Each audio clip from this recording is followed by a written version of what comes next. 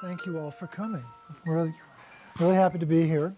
I think we're all kind of sick of being homebound, so it's good to be on the road. This is a most unexpected opportunity, but we thought this would be a lot of fun. We're here because I got curious many years ago about why everyone was so sick. There were actually two questions I was trying to answer. One was, why is everyone so sick? And how is anemia possible on a planet that has iron that's 36% of the Earth's composition? That made no sense to me. So that means that if humans are the most evolved species on the planet, I think we can assume that, that means that the most evolved species can't work with the most dominant element on the planet. That doesn't make sense. So that's what really threw me into this research. But what also got us here is Kristen got curious, and she's a graduate of the course that I teach. But what was always so entertaining was it was never Kristen just watching the videos. She always had at least two kids with her. And I was just really struck by that. And for some reason, I thought she was from Frederick. And I have this soft spot in my heart for Frederick because that's where my grandfather was from, only to find out, well, actually, she's from La Plata.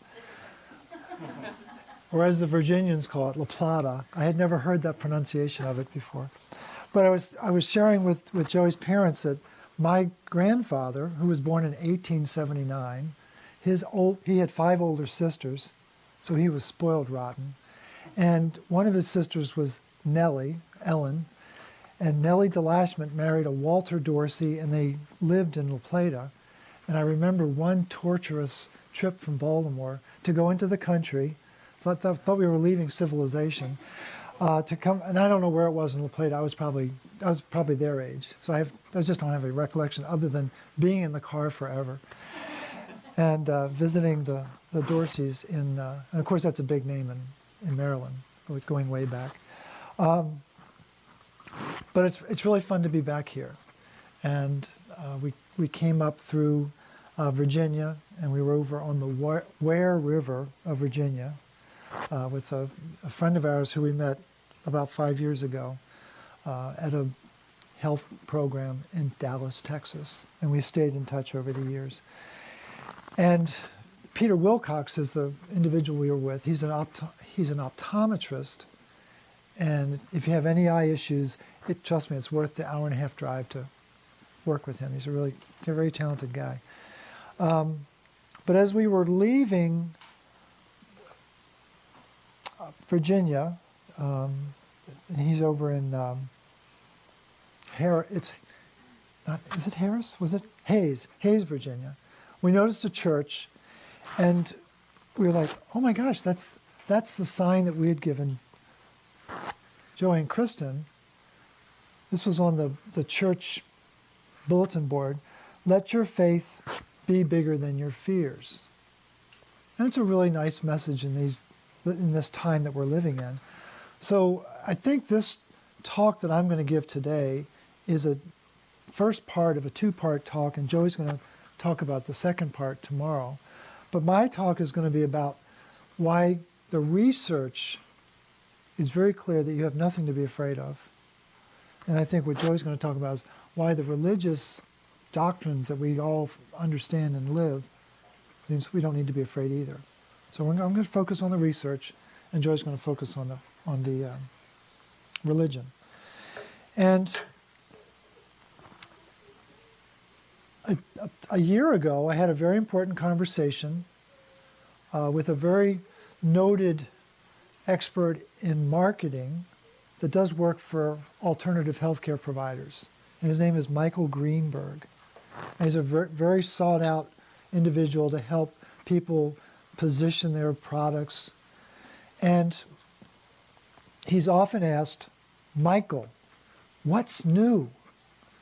Everybody wants to be on the cutting edge. What's the latest, gizmo? And what he's learned to ask is, what's enduring? And that conversation got me to really rethink the focus is stop worrying about what's new, what's enduring, what's always been on this planet to help people stay healthy. And it got me way back, going way back in time to understand what was the origin of life on the planet. And it's absolutely fascinating to learn how it happened. And having that knowledge and understanding what our relationship is with the oxygen molecule, we think nothing of oxygen, right? Got to have it. We breathe it, right? Can't live without it, right? Well, it turns out you can't age without it either. And so there's 21% oxygen in the air. Well, it's actually a poison.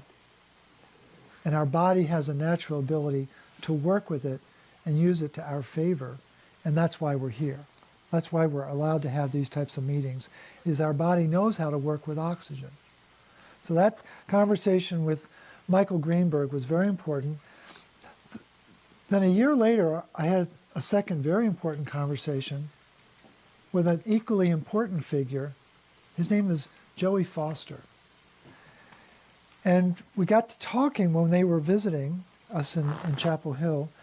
And I don't know how the conversation turned to the course you taught in logic, but Joey had a very powerful observation. He said, missing information equals missing truth. And that hit me like a ton of bricks, because that's what I've been focusing on, is the missing information that we've not been taught. And what will disarm you is that your doctors have not been taught. And that's why we're, as a populace, why we're in a state of fear right now, because they didn't talk to us about how our body really works. So I'm really going to focus on two words today. This is where most people are today, in a state of fear, but I spell it differently because I put a hyphen in there. And when you put the hyphen in there, then you're able to see the element iron, because Fe is the symbol for iron. And what most people don't know is that when you are in a state of fear, your body contracts and your pH becomes acidic. It's a very significant event.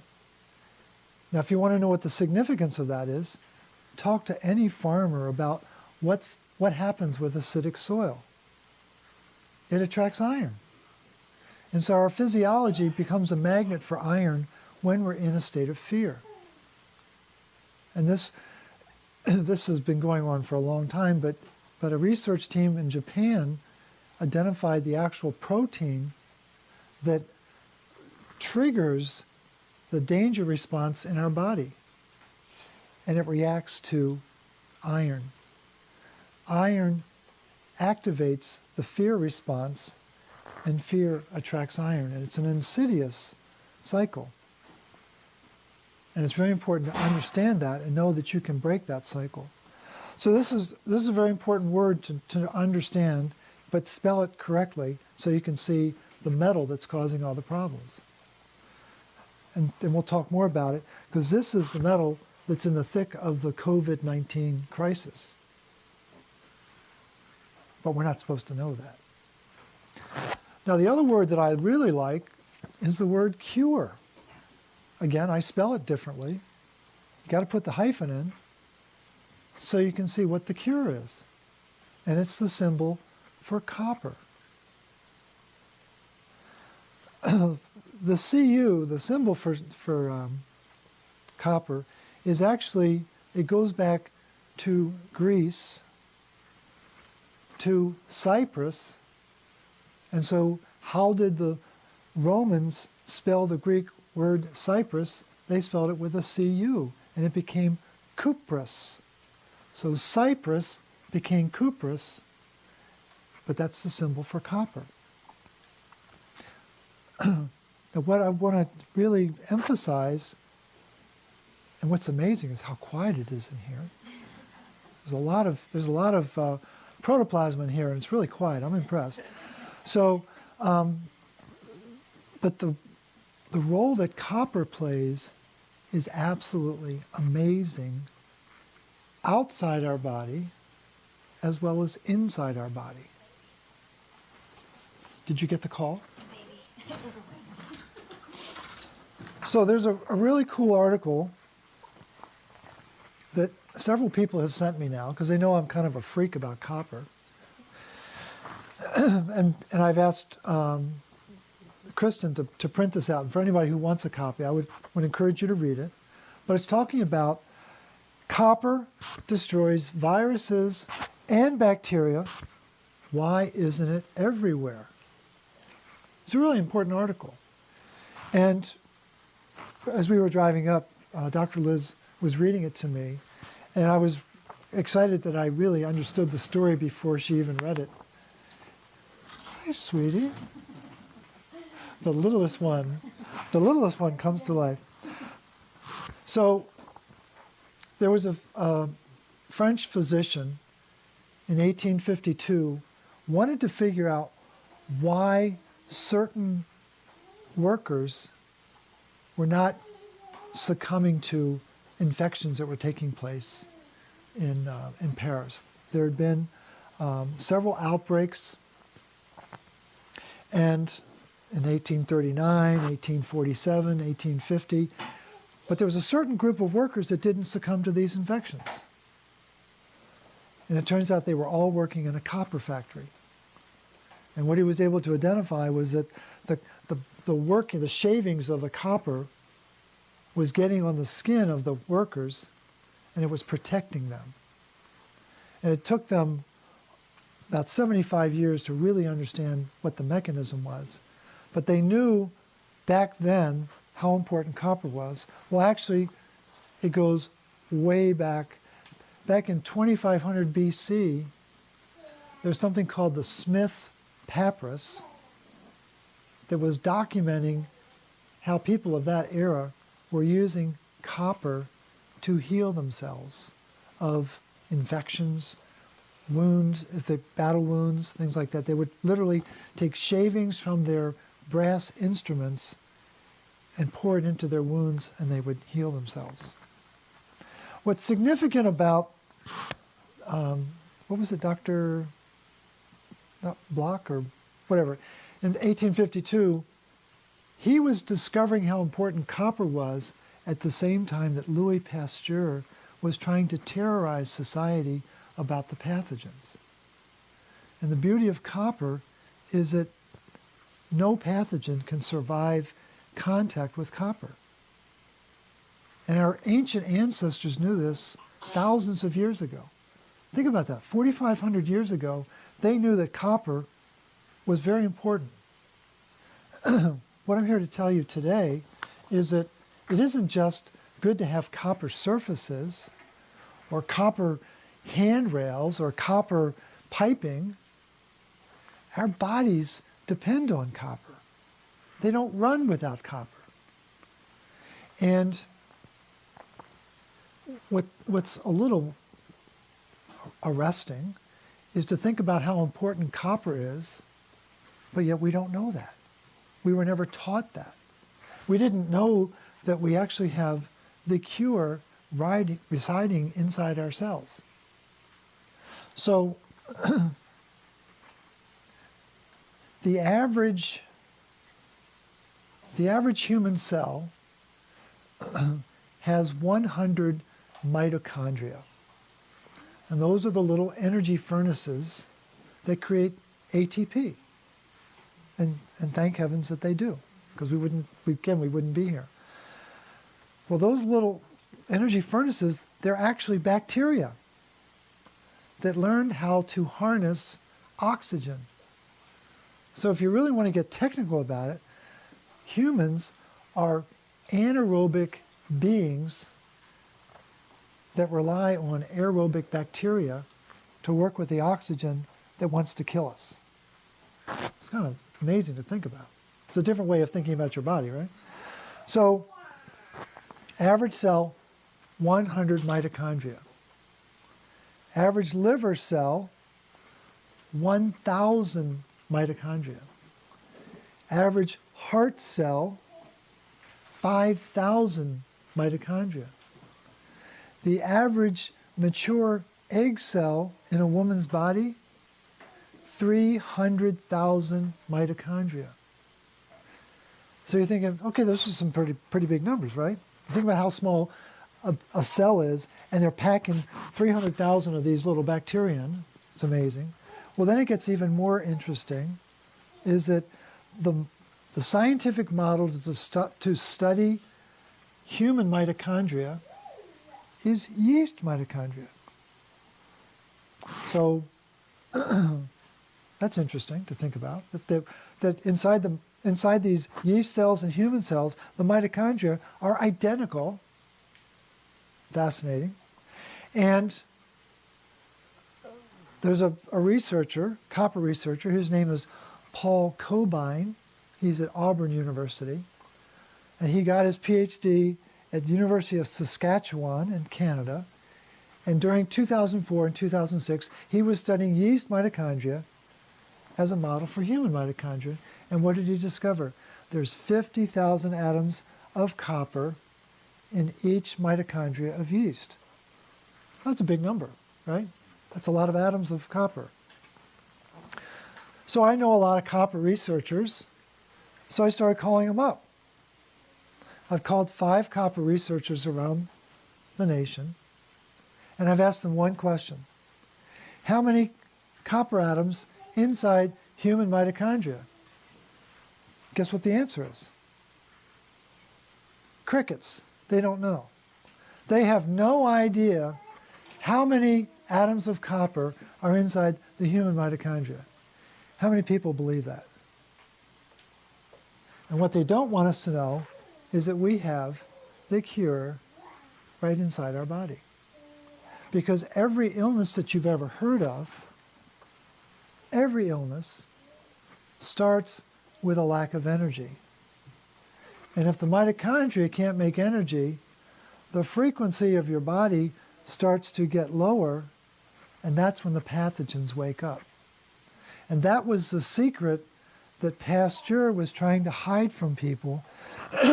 He had 2 mortal enemies, 2 very gifted scientists, Béchamp and Bernard, who both kept talking about the field. And all Pasteur wanted to talk about was the particle, the little pathogen particle, get everyone terrified of the particle. And here we are, 150 years later, we've been trained to be really afraid of COVID-19. We're like Pavlovian dogs responding to this little pathogen, not knowing that we've had the cure all along. So why are people getting sick and why are people dying? In part, they're afraid, but in part, our food system, our farming system, and our pharmaceutical system have been decimating copper that our ancestors took advantage of. And so it isn't that they're out to get us. They don't want us to be vibrant, as far as I'm concerned. I don't want to get into conspiracy, but it's hard when you begin to think about what they've done to change the food system, what they've done to change farming, and what they've done to change pharmaceuticals. So now that when we get sick, we think nothing of going to the doctor. What do we get? Antibiotic. We always get an antibiotic. Antibiotic. What does that mean? Antibacteria.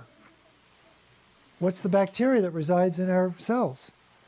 Mitochondria. What a coincidence. They're killing the very mechanism to keep us going.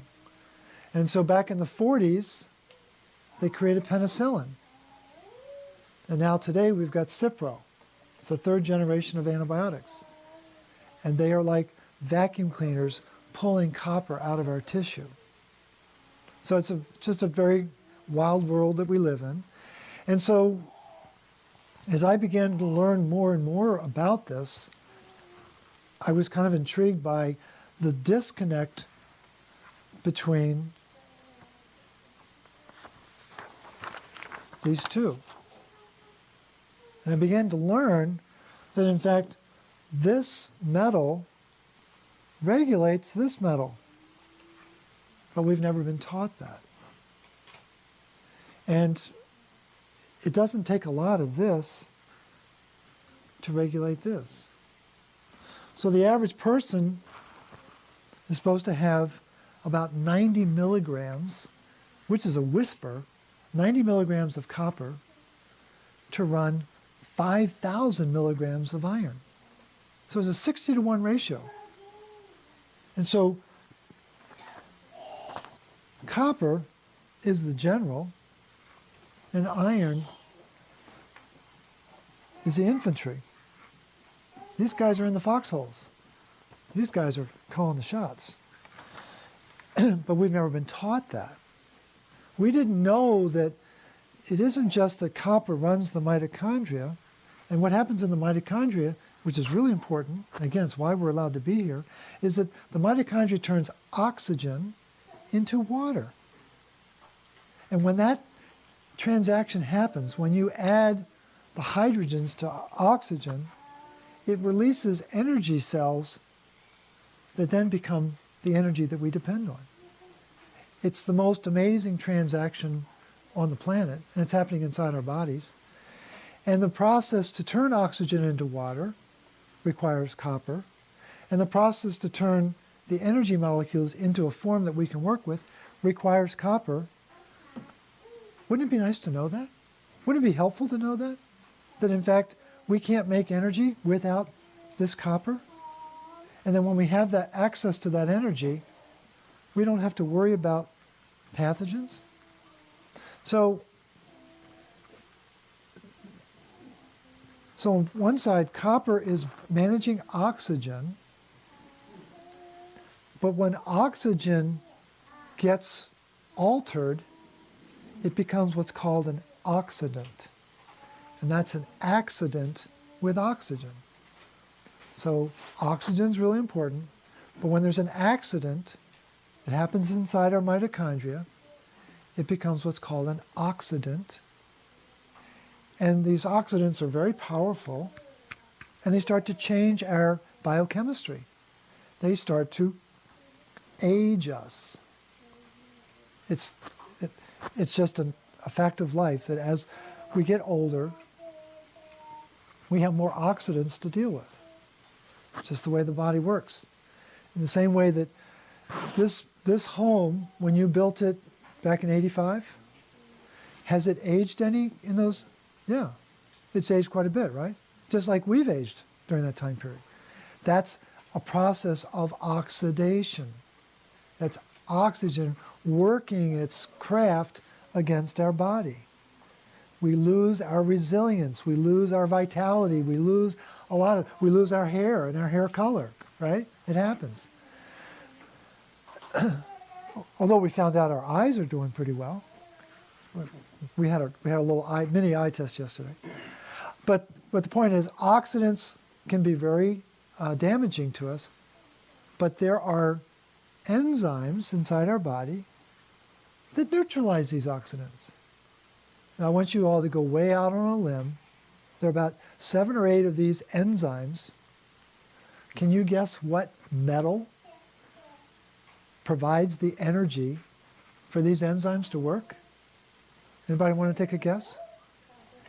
Ding, ding, ding.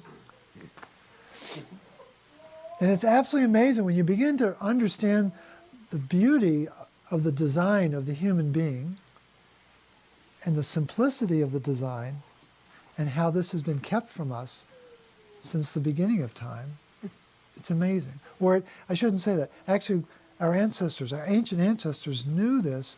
Everything changed about 150 years ago with Louis Pasteur. And everything was to get people stop thinking about the field. What's in a field? Minerals, right? You can't grow tobacco without minerals in the field, right? You can't grow any crop without minerals in the field. And they wanted us to fixate on the particle. the booga wooga particle. And we're easily spooked because humans are really gullible and we love stories. And that's why religion exists, is because people love a good story, right? It's really what it's about. And so what I've spent the last 10 years studying is what's the story of medicine and what's the truth of our body and how does it really work?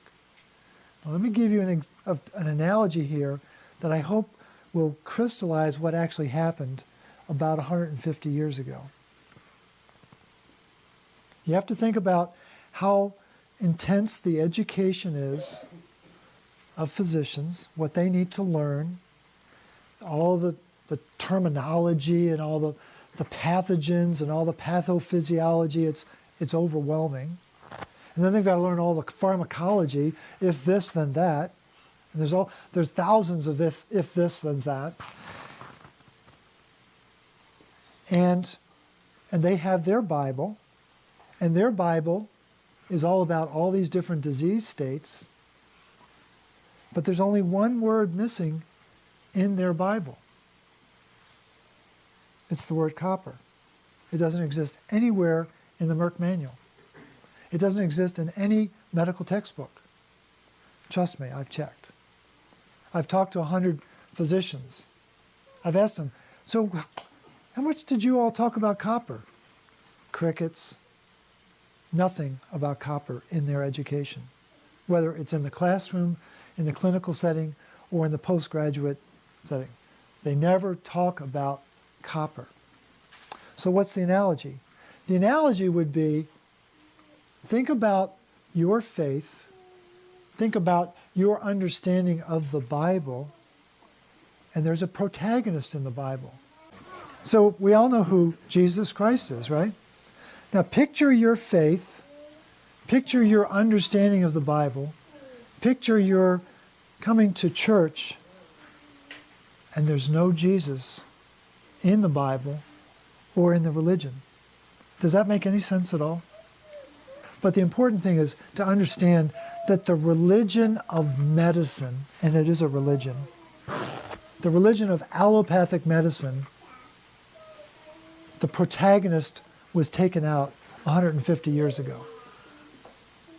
And that's why everyone became sick, and that's why everyone is in a state of fear today, because they don't understand that they have this is what our Maker and Mother Nature intended, is that we would have this as a part of our physiology. This is the original equipment design. We were always designed to have copper and to allow that to express itself in our mitochondria, in these enzymes, and to deal with this oxygen on this planet that is essential and very destructive at the same time. And that's the dichotomy of life on this planet. I guess it might be from a scientific standpoint, that's the primordial good and evil right there. Is oxygen can do both things. It can give us life and it can give us death. It's fascinating to think about. And copper is what allows us to work with that element. It's absolutely amazing. And so a number of years ago, about 4 years ago, I was reading an article by a very noted nutritionist. His name is Ray Peat. He loves to study fat. Very interesting guy. And he made a comment that, to his knowledge, he's never known anyone to come up with a diet to increase the usability of copper in the human body.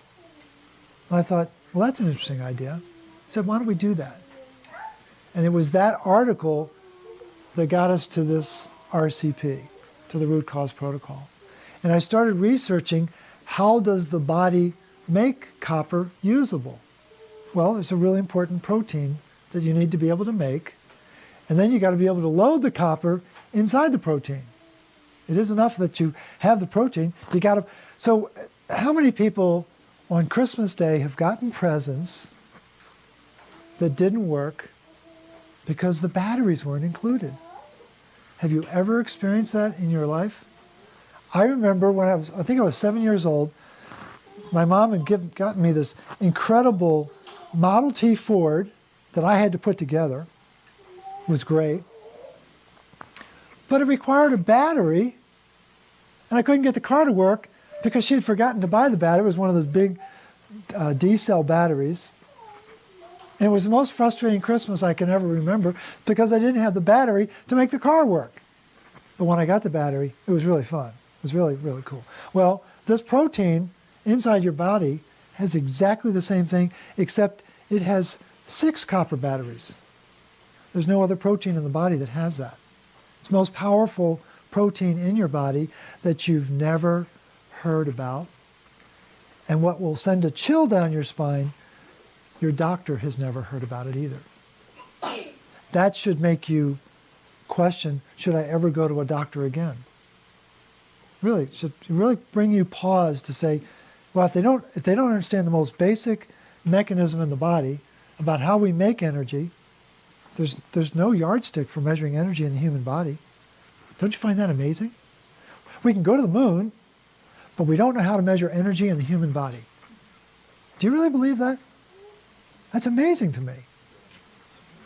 Absolutely amazing. We're completely clueless about the energy level in our body. We can measure body temperature, but we can't measure energy. I don't buy that, but that's what we're supposed to believe. And so there's this huge gap in our understanding, and that's why Joey's comment, missing information equals missing truth. And so our inability to have access to this information has kept us from the truth of how our body is supposed to work. And that's why I started this protocol to provide the information so people could make better decisions. My goal is not to shut down big pharma or stop all doctors from doing what they do, because that's not going to happen. But what I want you to understand is that the healing arts are like a modern TV that has 500 channels. And there are many gifted mechanisms for healing the human body. But what your MD wants you to believe is that there's only one channel that you should watch. It's the MD channel. Only one channel. Ignore all these others. Just focus on the MD channel.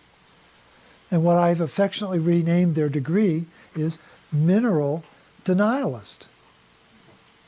Because they don't know minerals, and they don't know that the human body runs on enzymes.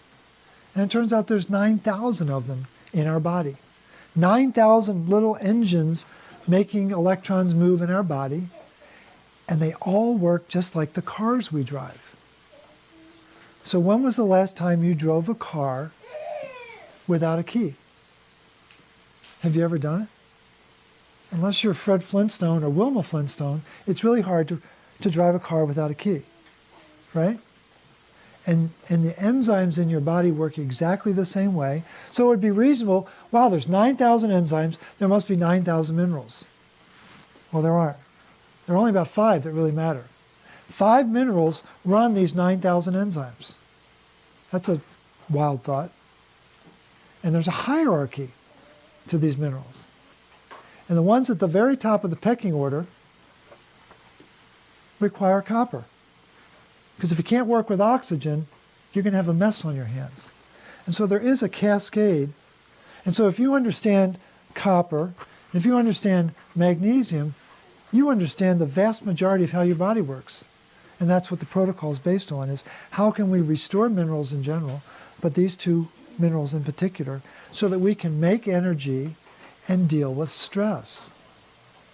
That's what the whole protocol is based on, is helping us deal with the stress of life, stress of raising little kids, stress of paying bills, stress of having to deal with insane events like COVID-19, but also the oxidative stress that has been taking place in our body since we were born, that we didn't know about. And there's a very easy way to help us deal with that, and that's really what the protocol does, is teach people the basics of what not to do, the stops, and the basics of what to do, the starts. And to try to make it as simple as possible so that people can get on with their life and stop worrying about their stress. Because what the best definition I ever saw of the word stress is by a physician at Cleveland Clinic. His name is Mark Hyman, very gifted physician. And this is the definition of stress that I think is the best I've ever seen. Stress is the body's inability to make energy for the mind to respond to its environment. And that's why everyone's so stressed out now, is their body can't make enough energy to deal with the insanity of COVID-19. So we get stressed out about it.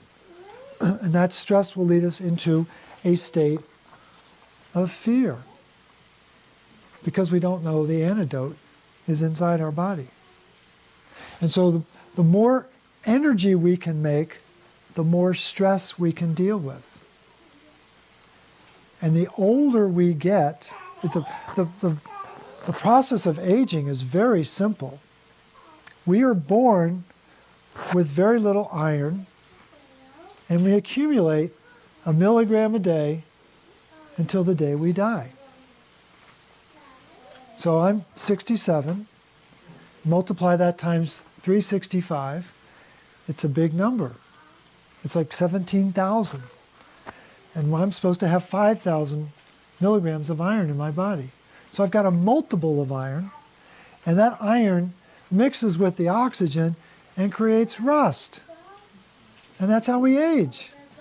But the other side of the story is that we're born with a big bolus of magnesium and copper, thanks to our mom, but we lose it gradually as we age.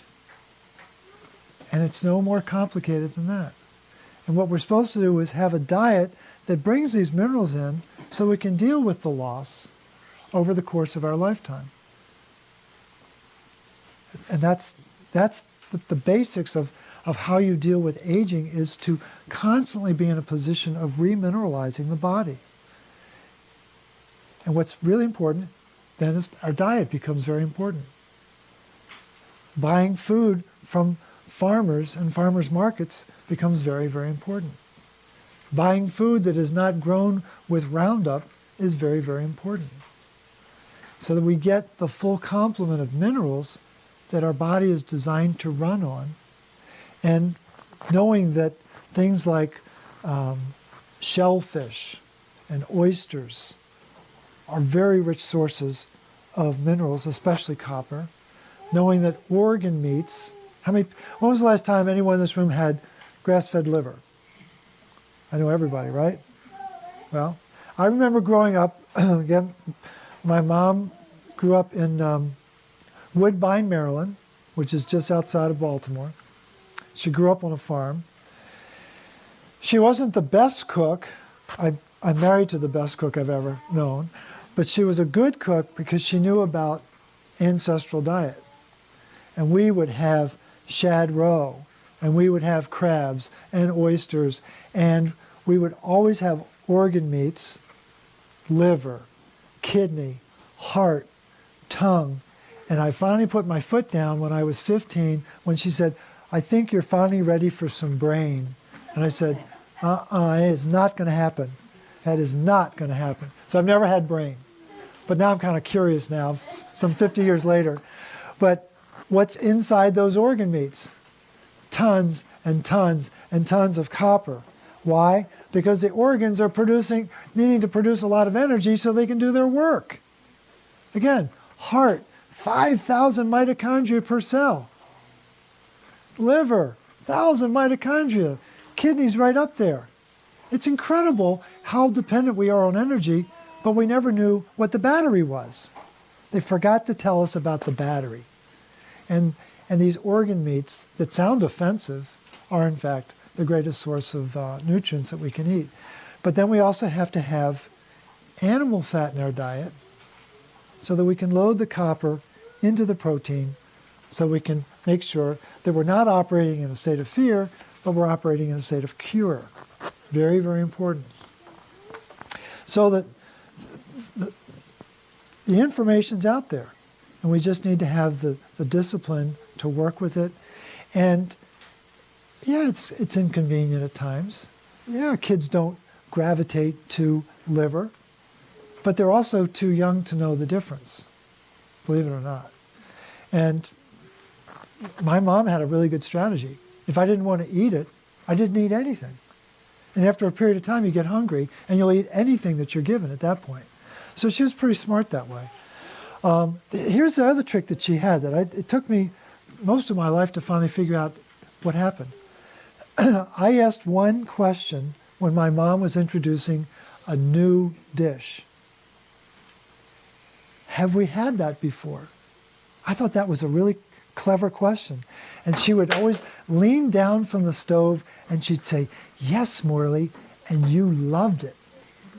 And I fell for it for years. Until I was 15, and I was like, I know I've never had brain, and we're not going there. So again, the solution is a lot simpler than you realize. Now, let me shift gears real quickly, and then we'll open it up to Q&A. There's a lot of attention now in the press, and President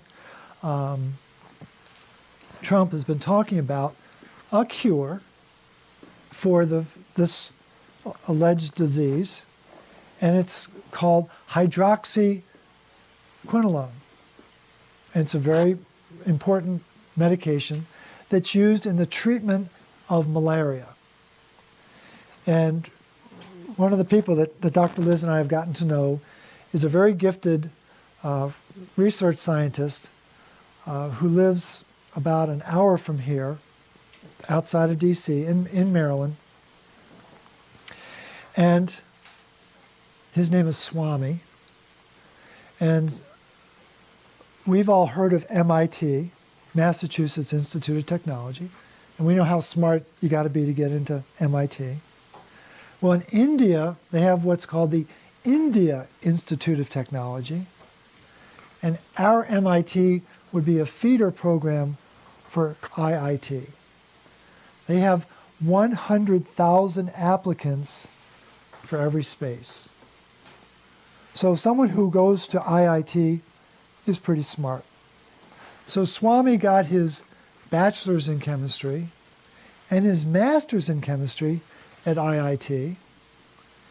And he came to America when he was 22 to go to a little school up in Baltimore called Johns Hopkins and got his PhD in theoretical chemistry. This guy is scary smart.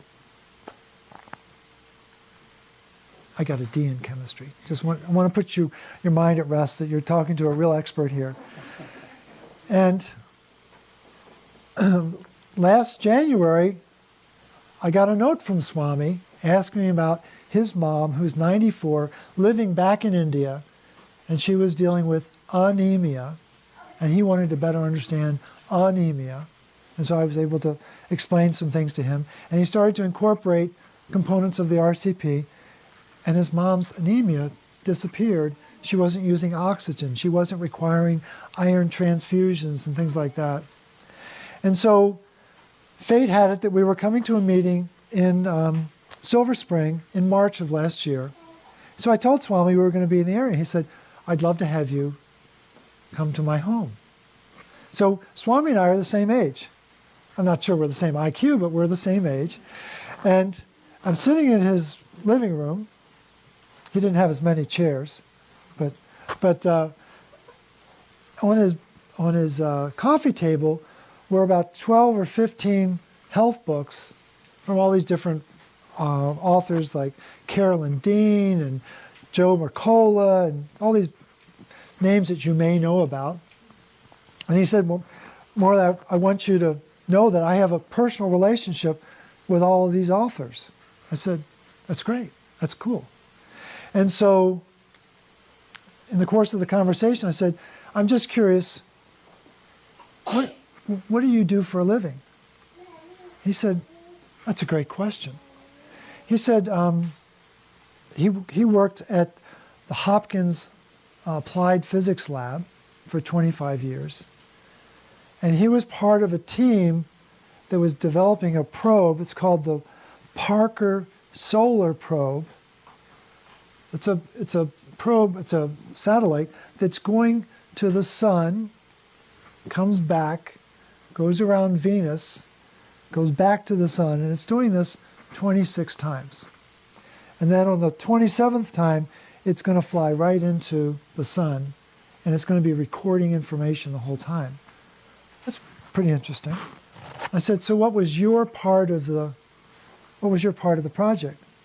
He said, well, the particles coming off the sun are traveling at about 500 kilometers per second. That's really fast. And he said there's no element on planet Earth that could withstand that kind of bombardment.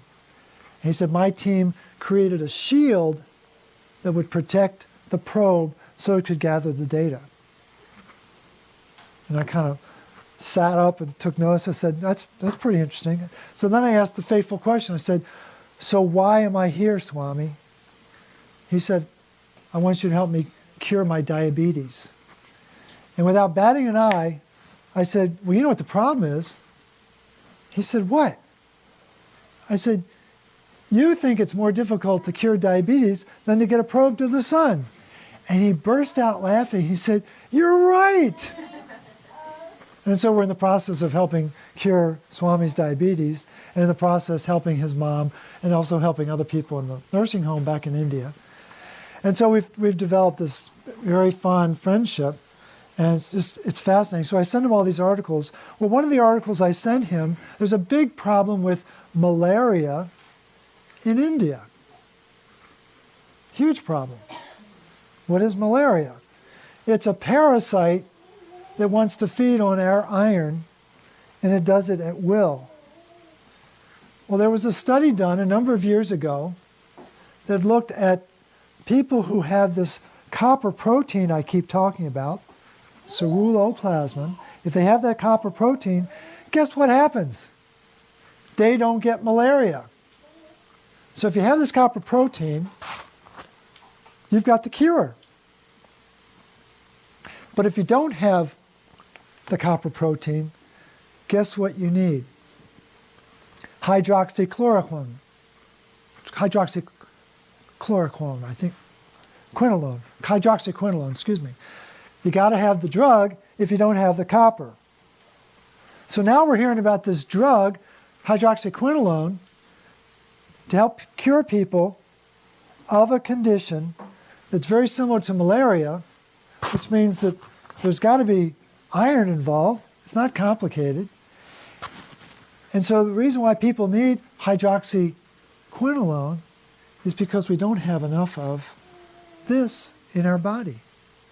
But the people who understand the RCP, understand how it works, understand how simple it is, don't need to live in a state of fear because you've got the cure. It's that simple. And so we live in a very interesting time. I think we will look back in time and look back on this and really question what happened to society when in fact the truth was right under our nose and had been all along. And so I appreciate the chance to share these observations with you, and we'll be happy to answer any questions that you might have about how this works, or what about this, or, you know, I'm sure you've got questions. And as I tell people as I have these kinds of meetings, I've never met a question I didn't enjoy. So don't feel like there's any silly questions, because they're all great questions, and I'd be happy to answer them. So I'll open it up to the group and see what thoughts or concerns you might have.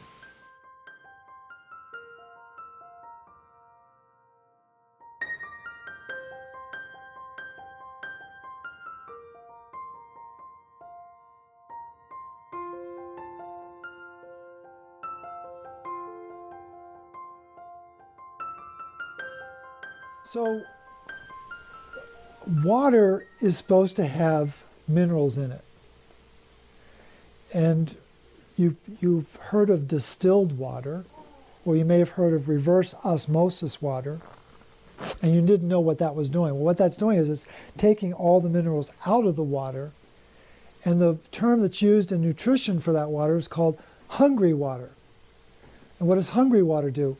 When it comes inside your body, it steals your minerals because it wants to have minerals in order to do what it's supposed to do in the body. So water is naturally drawn to minerals. What's an incredibly rich source of minerals is called seawater. I don't know how close the ocean is here. Must be 2 hours away? Maybe not? 3 hours. Okay. So you've got the richest source of minerals on the planet is in the seawater. What did our ancestors do hundreds of years ago when they were sick? They would go to the sea. Why? Because there's food there that's been enriched by the seawater to get those minerals, and they would sit in the chairs by the beach, and they were being washed with mineral water, especially magnesium water, because there's 3 times more magnesium in seawater than there is in normal water. Magnesium is very rich in seawater. Sodium, of course, is the highest mineral in seawater, but there's 3 times as much magnesium, which is why the sea is so restorative, and that's why magnesium oil is so important. It's dehydrated seawater. That's what magnesium chloride oil is. It's not an oil, but it feels filmy, but it's very rich in magnesium and chloride, and it helps to restore those minerals to the body. So the protocol in general starts with this mineral base, in general, putting minerals back into water, but then there's a priority focus on magnesium and copper to add, and then eliminate iron through blood donations. That's the whole strategy, is lower the iron footprint and increase the magnesium and copper footprint in your body. And when you do that, you make more energy and you have less things to worry about. Does that make sense? The reason why there are no copper pills per se is that copper is a tricky element.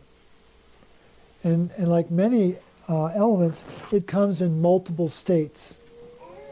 And the process of converting that metal has been compromised in the bodies of people who've taken antibiotics, which is why they gave us antibiotics. So we would have trouble with this metal going forward. But we don't have that problem when we're focusing on things like bee pollen, focusing on the right kind of vitamin C. So vitamin C is not ascorbic acid, so stay away from ascorbic acid. What does ascorbic acid do? It kills this copper protein in our body. When did they first know that? When they first identified this protein in 1948. The guys that discovered it talked about ascorbic acid being dangerous to this protein, which is why it's the only form that's sold in most health food stores. So there is Satan on this planet. We know that. Actually, I didn't believe in evil for the longest time. Growing up, I grew up in an Episcopal home and went to the Presbyterian church and then became Catholic. And as my wife at that time said, "Oh my gosh, you're more Catholic than I am." So I took it hook, line, and sinker, but throughout that whole process, I never believed in evil or Satan. I really didn't, until I did this research. And now after a decade of this research, I know that evil does exist. I know that Satan is a very significant part of our life. I did not believe that for the longest time. So we just have to know that there is a battle between good and evil. And how do you combat fear is with knowledge, with information, because if you have missing information, then you have missing truth. And that's really what this whole thing is about, is making sure you have the information and you know how to work with the information so that you have nothing to fear. And I think the real bottom line is, from a research standpoint, have faith in your body's natural ability to heal itself. And that in no way invalidates the faith that we have as religious beings or spiritual beings. That faith is just as important. But if you don't have faith in your body, in your body's natural ability, then it's going to be a crack in your broader faith in a higher being. At least that's what I think. So.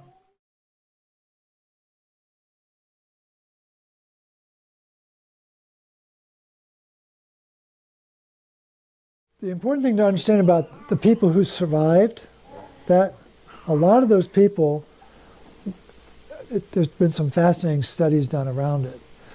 One cure that was used extensively by people who did survive that was bicarbonate. What does bicarbonate do? Is it changes the pH of the body. But bicarbonate is good for you because it helps you change your pH.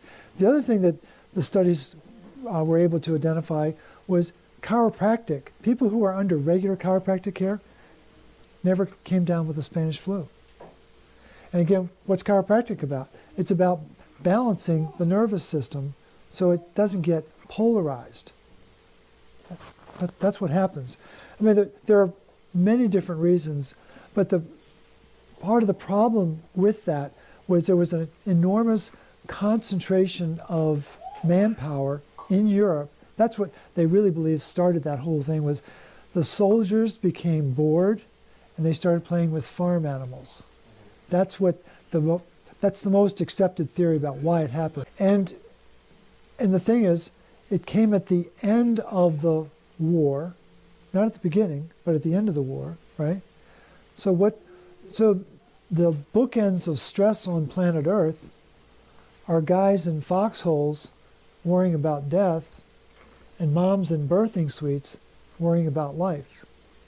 Those are the most stressful moments on this planet because they consume the most minerals. Enormous mineral loss under stress, whether you're worrying about death or worrying about life. And everything else is, any other stressor is very significant in terms of what it does to lower your mineral status. What is worry? It's a negative prayer, because you keep thinking about something that could happen, but if you have faith, you don't have to worry about it happening. So it's just, there are insidious ways that we weaken ourselves. And I'm not naive. I know that people are dying from this virus. But the people who are most at risk are the older people that don't have the mineral mass, don't have the immune system. And I'm here to tell you, the immune system runs on the energy of copper, period. It is not complicated. Once you get into the real circuitry of how the human body works, if you don't have copper batteries, you're not going to work right. It's that simple. And it's important for more people to know that, so that they don't need to live in a state of fear about this virus or that virus. Because what's going to happen now is we're going to get through this virus, and then people are going to worry in the fall, oh, is there another virus coming? And hopefully we're going to have a society that realizes that, you can fool me once, shame on you. Right.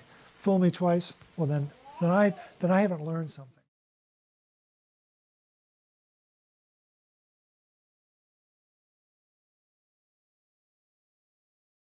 So here's a real good example.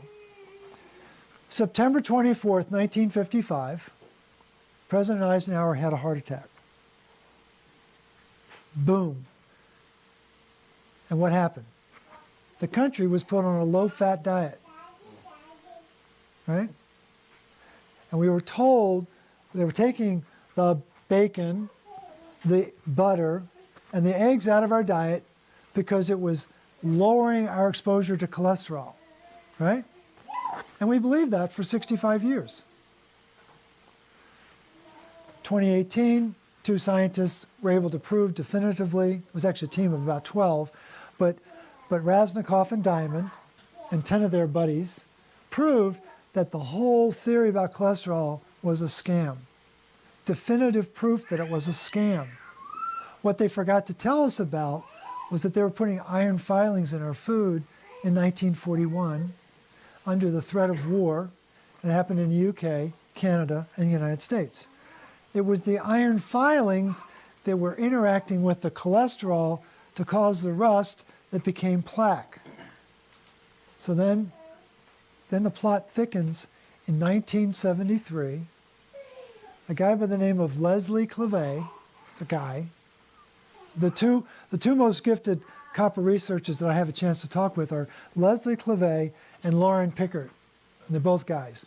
But Leslie Clavet in 1973 discovered that 5 cents worth of copper would prevent cholesterol from rising. Why? Because it regulates iron to prevent rust. And this happened right at the time that Big Pharma was whipping up their statin machines. Do you know how to spell statins? $, T-A-T-I-N, $. Lipitor, which I'm sure you've heard of. Does anybody know how much money it's made? $100 billion since 1975. 5 cents worth of copper or $5 worth of a statin. Well, now the statins cost $10. So we just haven't learned our lesson. But it's really tragic that the country was taken hostage by an industry that basically owns Congress. I mean, there's 535 members of, is it 535 in Congress? Yeah, I think it's 535. That might include the members of the Supreme Court. But for every member of Congress, there's 9 lobbyists from Big Pharma. Trust me, they can influence the thinking of the lawmakers. So it's again, it's just a more example of the insanity of our world.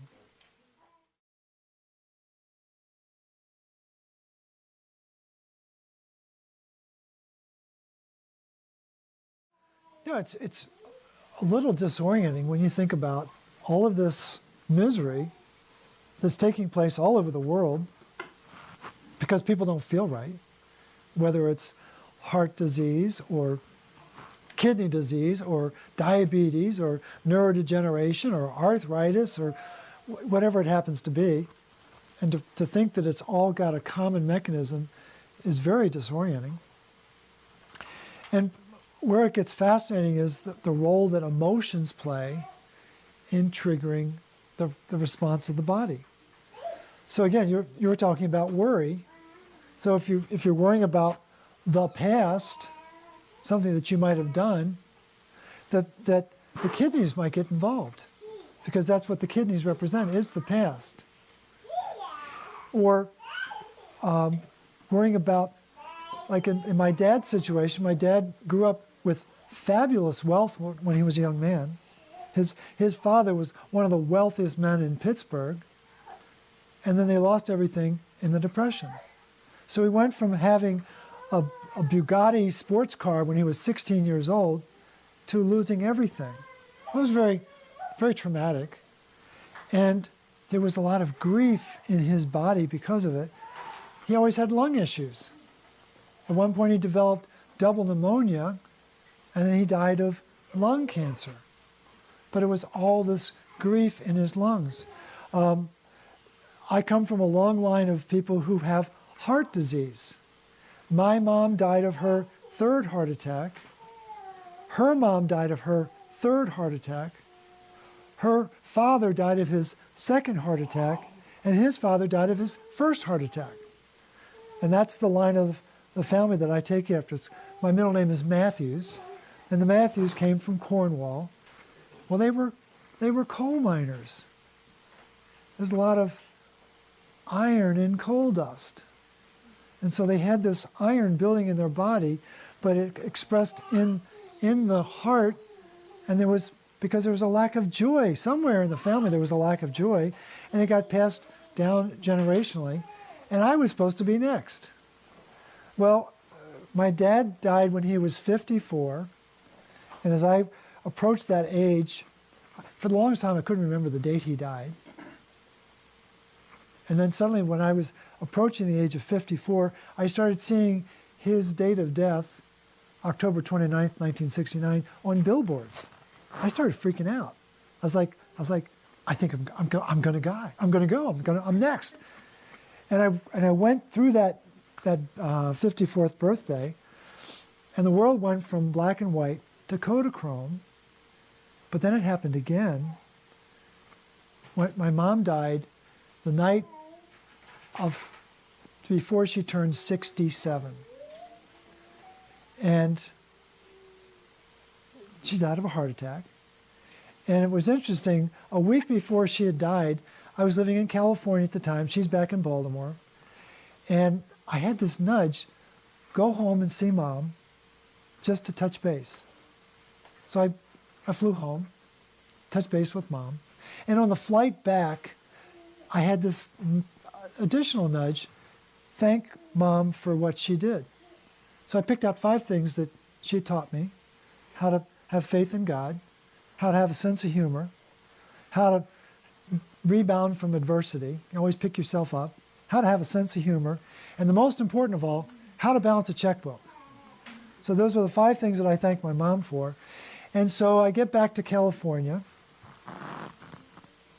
and I get a call from my sister, who nursed living up in Baltimore.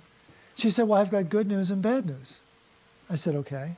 She said, the bad news is Mom died last night. I said, okay. She said, the good news is she got your letter, because it was on the top of the coffee table, and she said, I'm sure she had read it. I said, that's great. So I had real closure with my mom, and as I approached the age of 67, I started freaking out again.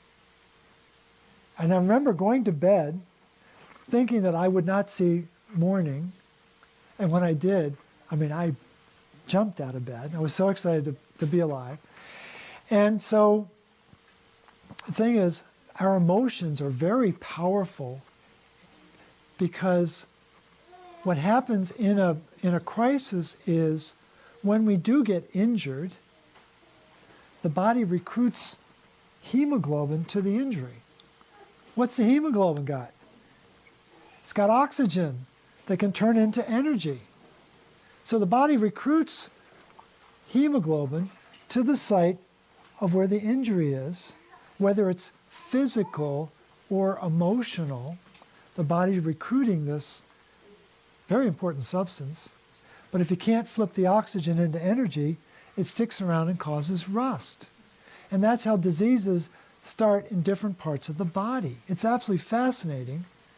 And as we get older, we have more memories, we have more stressors, and so that's why, as we get older, we have more aches and pains and ailments, just because it's a biological event.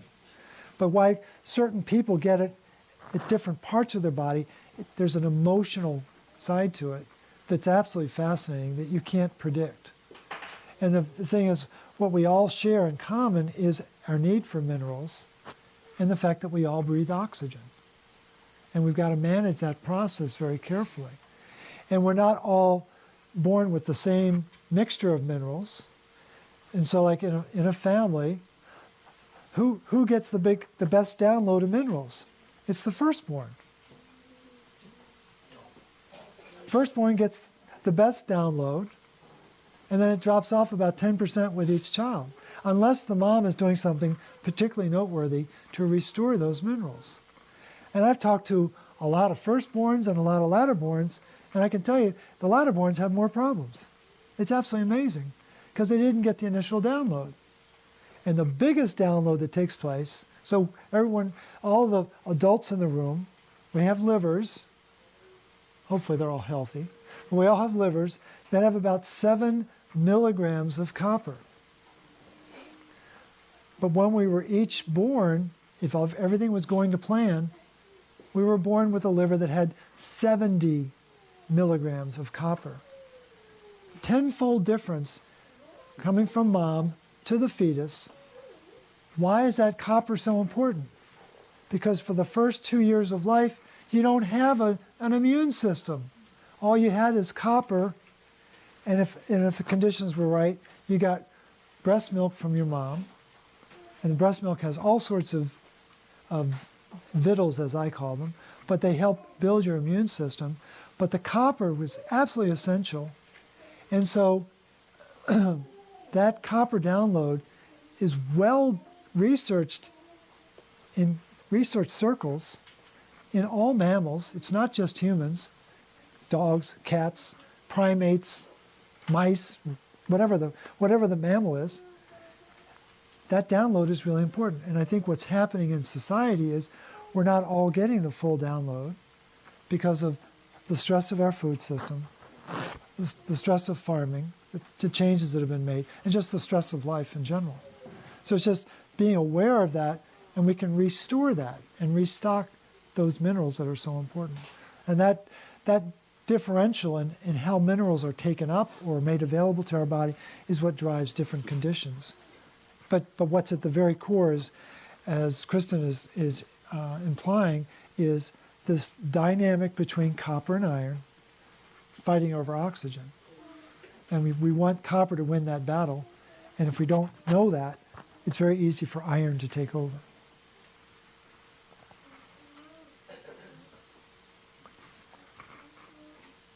Any other questions?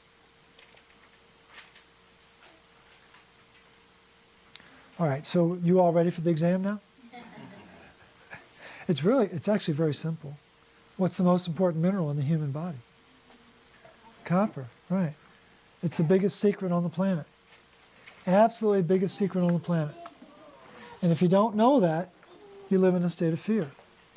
Because you don't think your body has the natural ability to produce the cure. And what's difficult is there are a lot of people in this room that have high IQ. And high IQ is a blessing and a curse because it makes you really curious. But people with high IQ have two gene defects. We're control freaks and we love complexity. So the control freak, when does stress begin for someone with high IQ? When they feel out of control. That's when your stress goes up and your minerals go down. And what's really stressful for people with high IQ is to have someone like me tell you it's a real simple solution. So if it's too simple for you, start doing the RCP, standing on your head. It's more difficult, and you're going to love that. It's more complicated. So really appreciate the chance to be here, chance to share this information. And as you have questions, don't hesitate to reach out to me. My email address is my first and last name, morleyrobbins@gmail.com. And my cell phone is area code 847-922-8061. And don't hesitate to ask questions. I've never met a question I didn't enjoy. And then for those of you who are interested in this article, I think you'll find it fascinating what they've known since 2500 BC and what is not known at all today. So we just live in a very interesting times where there's a lot of missing information, and therefore we have a lot of missing truth.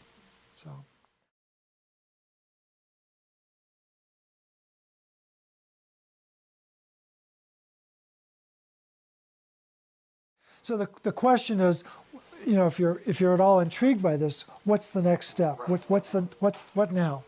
So the first thing you can do is open your mind to other possibilities, other ways of healing yourself, other ways of bringing yourself back into balance. That's the most important thing. Go to the website. It's RCP123.org.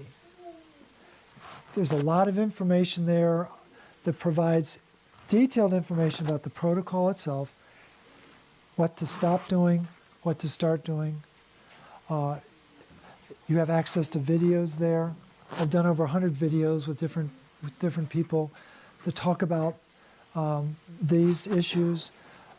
There's 80 articles for those of you who like to read. There's 80 articles talking about how dangerous iron can be if it's not around copper, things like that. There's also a section that lists graduates of my training. Kristen is one of the members of that graduate group, and so the natural thing is to reach out to people like Kristen to say, "Hey, I've got this question. What do I need to do? What's the next step?" a lot of what the protocol really tries to do is be very specific about step by step, what do you need to add into your routine over like a 4 to 6 month period of time. Where do you start? What are the most important things to add? And invariably, people will have questions about, well, I seem to have this reaction, or I had that reaction, or I couldn't believe how much better I was sleeping because of this, or I had more energy. But they always want to get support around that. And what Joey's putting up there are the stops and the starts. The origin of those activities started with that article by Ray Peat, and I started with 2 stops because I knew they were getting in the way of making the protein. And 2 stops begot 2 starts. And then it grew to now it's about a dozen stops and maybe about a dozen starts. We could easily have 75 starts, but then that becomes overwhelming. So we really chose to identify and focus on the critical few. A lot of people get tremendous benefit just by doing the stops. Stop taking iron supplements, stop taking zinc supplements, stop taking ascorbic acid, stop taking multivitamins. They're really bad for you because they've got a lot of garbage in them. But just doing the stops can be very powerful. And then the whole idea behind the starts with the phasing is to tiptoe your way into the protocol so it doesn't feel overwhelming. The most important thing with regard to your question, Joey, is this is a process. This process of bringing the body back into balance doesn't happen overnight. It's not a horse race. You're not trying to be Seabiscuit. It's really the difference between the tortoise and the hare. And who wins that race? It's always the tortoise, nice and slow and steady. And the biggest mistake that clients make worldwide is they want to get well yesterday. The body doesn't work that way. Everything is gradual. And if you have faith in your body's ability to rebuild itself, you'll take it one day at a time and allow it to go through the process of untying the knots that you've created because you didn't know about this. Didn't know that, you're talking to a guy who grew up on Frosted Flakes and Pop-Tarts, right? Snicker bars, because those were health food, right? I didn't know any better. I think it's a miracle that I'm even here. So, and especially when you think about my genes, it's like, oh my gosh. So, no, we've all made mistakes. But the whole point of this protocol is to acknowledge that missing information is missing truth. And as you gather this information and start to apply it, then the truth of your body will begin to express itself. Because we were not put on this planet to be worried about aches and pains. That's not why we're here. And the more you worry about aches and pains, what does that do? It takes you away from source. You lose your connection to source. And that's really what we've got to do, is be taking care of our aches and pains, eliminating them, so that we can, in fact, get back to source.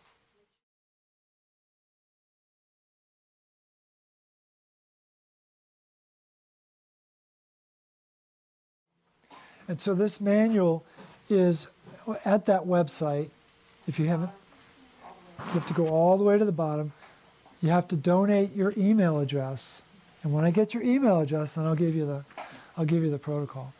And so when I started this process almost a decade ago, it started with 2 people and a dog. And now there's 185,000 people around the world who are following this information. There are almost 40,000 people who've downloaded this protocol. There are hundreds of testimonials. And it's just, again, we're not trying to stop Big Pharma, because that's not going to happen. But what we are trying to do is give people better information so they can make better decisions and get on with improving their lives.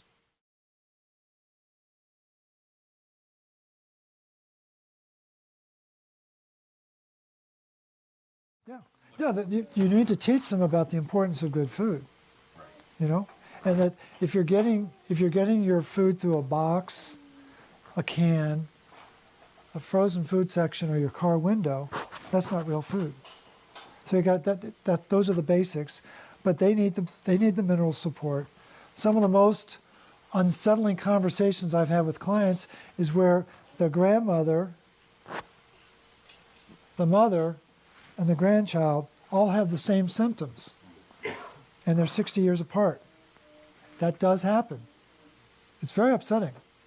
So there is, one of the greatest myths on the planet is that babies are born perfect. That's not true. Babies will take the best that they can get from their mom, and they'll do what they can with what they've got to work with. But they are not born perfect. And one of the most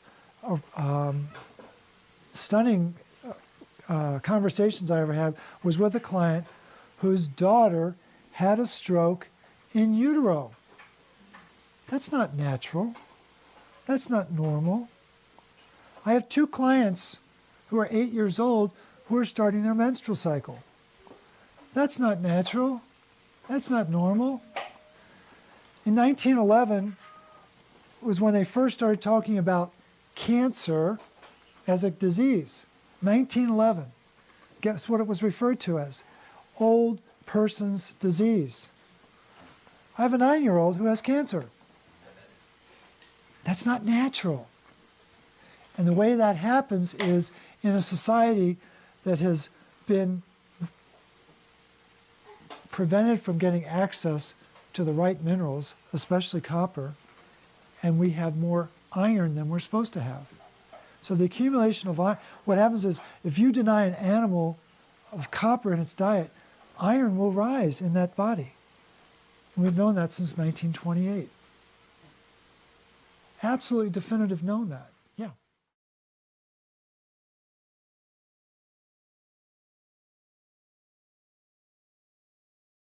Great question. How does your body regulate copper? There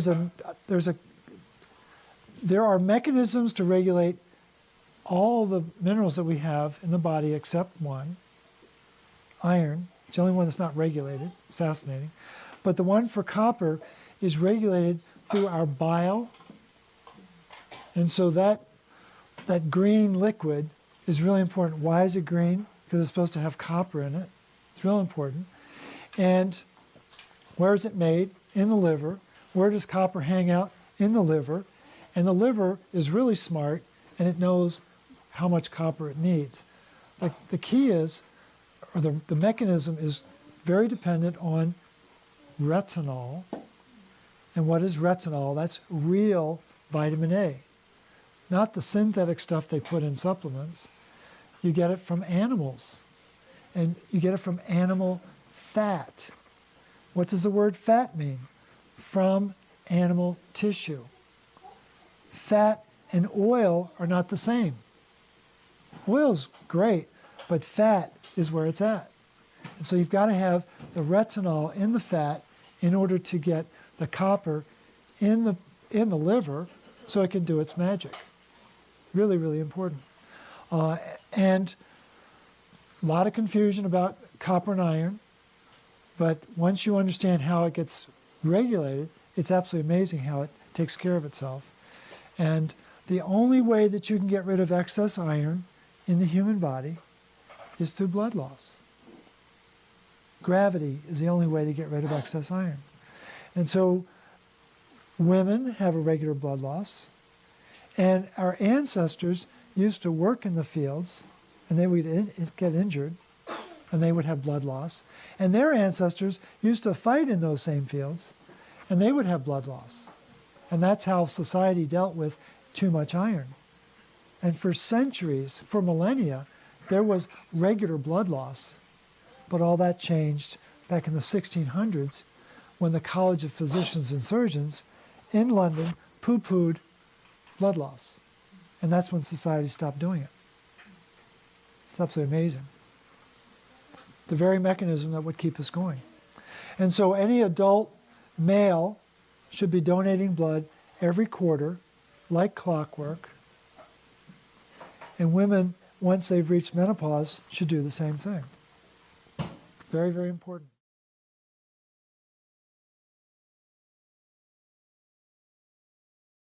There's a blood test, and I've got a blood test that I use. I call it the full Monty iron panel, and I measure iron components and copper components, and I'm able to tell what's going on inside there. What you basically do is you read between the lines.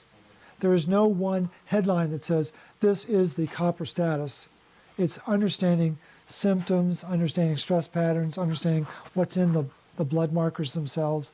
I also like to have a hair test if I can do that, because that gives more information. But between that and the conversation with the client,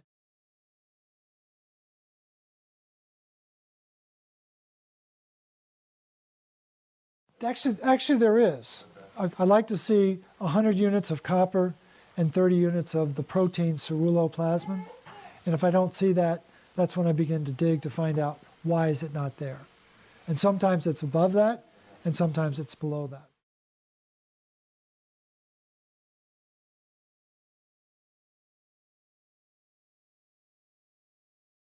Where I'm different than most other practitioners who talk about minerals is I've created a hierarchy, and I've put copper at the top. And most people who talk about minerals like to tell you that there's, 92 in the ocean, and there's 18 essential, and we can't live without them. And I'm like, no, there are only 3 that I focus on, and they have enormous impact in our body. And if you can get those 3 right, I can assure you the 18 essential and the others in the water will take care of themselves. Iron, if it gets out of balance, it's the most disruptive element on the planet. It destabilizes everything. That's just its energetic property. So yeah, I'm very familiar with his work. It's just I put a priority focus on the copper. And for some reason, I was tasked with understanding this. It seems like I understand it better than anybody else. And it worries me that copper researchers are telling me they don't know how much copper is in our mitochondria, because I know that's not true. So,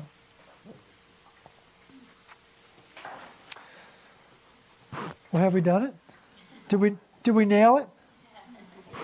Do you have more faith in your body now? Has it changed? Because now you know the cure. So three simple words. Faith, cure, overcomes fear. Thank you all very much. You bet.